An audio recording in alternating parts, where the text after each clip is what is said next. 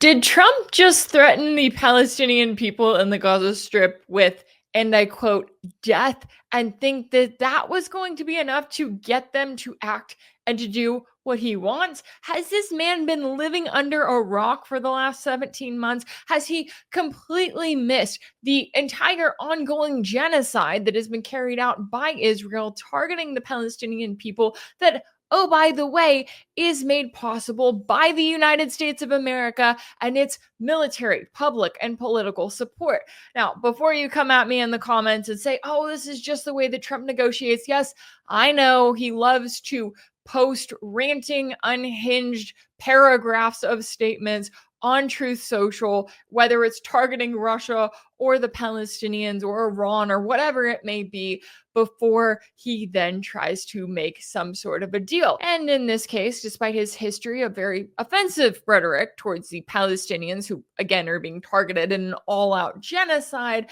well, we now have reports that the Trump administration is bypassing Israel and holding direct talks with Hamas all on their own, trying to come to a final hostage deal, which is interesting because we have a hostage release deal and a ceasefire deal on the table, but Israel does not want to move on with phase two, and they definitely do not want to get to phase three, which is supposed to lead to an end to the war altogether. And before anyone starts to think that there's any kind of rift between Trump and Netanyahu, and that's why he would be letting his administration go straight to Hamas to carry out talks, well, here's your reminder that the Trump administration just bypassed Congress for the second time in a single month in order to authorize the emergency that they said was the need to send nearly $4 billion in weapons over to Israel. Because while the US may be earnest in its claim that it does want to get the hostages back who are currently being held in the Gaza Strip,